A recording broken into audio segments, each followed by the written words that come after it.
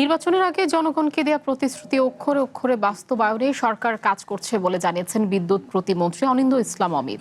সকালে যশোরের চাঁচড়া RHT থেকে রাজগঞ্জ জিসি পর্যন্ত 4 কিলোমিটার সড়ক সংস্কার ও প্রশস্তকরণ কাজের ভিত্তিপ্রস্তর স্থাপন করে এ কথা বলেন তিনি।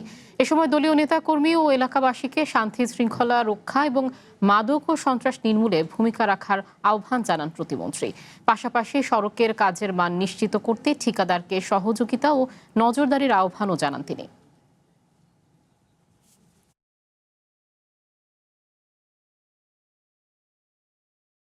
প্রধানমন্ত্রী তারেক রহমানের পক্ষে যখন আমরা প্রত্যেকটা ঘরে ঘরে গেছি, আমার মা বোনেরা গেছেন, আমরা বলেছিলাম অসচ্ছল পরিবারগুলোকে পারিবারিক কার্ড দিন। যে চাচড়া ইউনিয়নে আমরা প্রত্যাশিত ভোট পাইনি, সেই চাচড়া ইউনিয়নেই আমরা পাইলট প্রজেক্ট শুরু করেছি।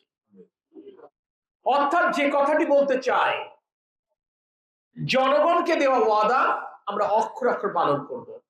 আমরা এটুকু মনে করি, কে আবার ভোট দিয়েছে আর কে ভোট দেয়নি সেটাকে বিবেচনায় না নিয়ে জনগণের প্রতিনিধি হিসেবে কাজ করার সুযোগ যখন আল্লাহ পাক দিয়েছেন, সেই সুযোগের সদ্ব্যবহার করে এলাকার মানুষের জন্য কাজ করা উচিত এবং সেটি করবার চেষ্টা করব।